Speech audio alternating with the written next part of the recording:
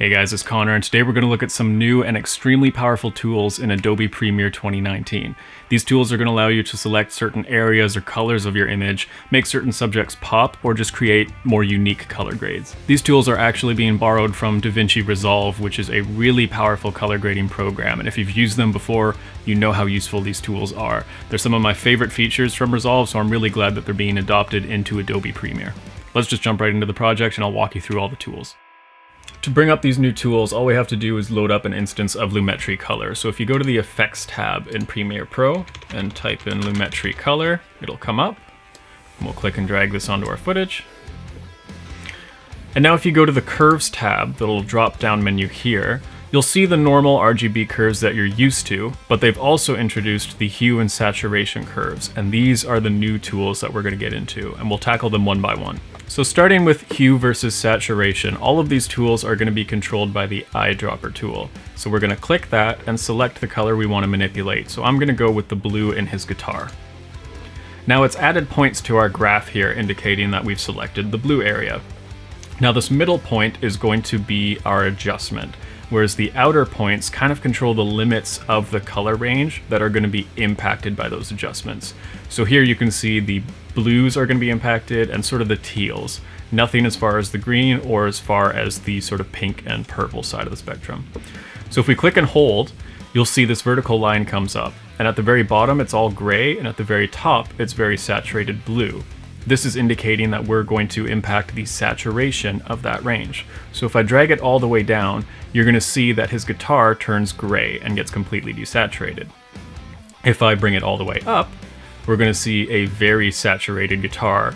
This is great for making certain images or certain objects and subjects in your image pop off the screen and bring more attention to them. That's something I really like about this tool. It just makes things pop off screen and gives it a three-dimensional feel. Next we have hue versus hue. So we're going to start with that eyedropper tool again. We're going to click on his guitar, and this time if we click and hold that middle point, it's going to show us a vertical line that represents the color spectrum. So if I raise it up towards the green area, you're going to see his guitar start to turn green. And if I pull it down towards the pink and purple, you're going to see it turn pink and purple as well. So this kind of tool is really handy if you have a specific color palette you're trying to match and somebody's shirt just doesn't quite match that color palette. This is a great way to make sure all the colors are spot on, everything matches perfectly. Lastly, we have the hue versus luma selector, and I'm willing to bet you can probably predict what this is going to do. So luma is luminance, which is another term for brightness. So if we go and select that same blue in his guitar, we click and hold, now we see a vertical line that represents brightness. So let's say we want to lighten it up, we can drag that up, and his guitar comes a little bit brighter, pops a little bit more, or we can darken it by dragging it all the way down, and we get a much more mellow, intense look.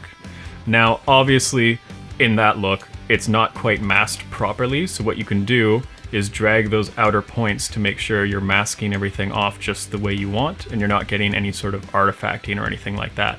Now it's a little bit smoother looking. So you can play around with that and make sure it's perfect. This kind of tool is really great for something like imitating a polarizer in post. When you use a polarizer, your blue skies get really dark and deep looking, and this would be a really great way to achieve that even if you didn't shoot with a polarizing filter. This is just part of what's been added in Adobe Premiere 2019, but these are by far my favorite additions, so I wanted to do a little bit of a rundown to show you guys what they are, where you can find them, how to use them, and how they can be really helpful in your shoots in the future. That's all there is to it. These tools are really intuitive and easy to use once you understand what those labels are, and you can create such incredible color grades and even just polish what's already in your image and take it to that next level. If you have any questions at all, please leave a comment. I'm more than happy to help out. And if you like this video, you feel like it helped you out, I'd appreciate you helping me out by liking the video, subscribing, all the stuff you already know how to do. And until then, I will see you in the next video.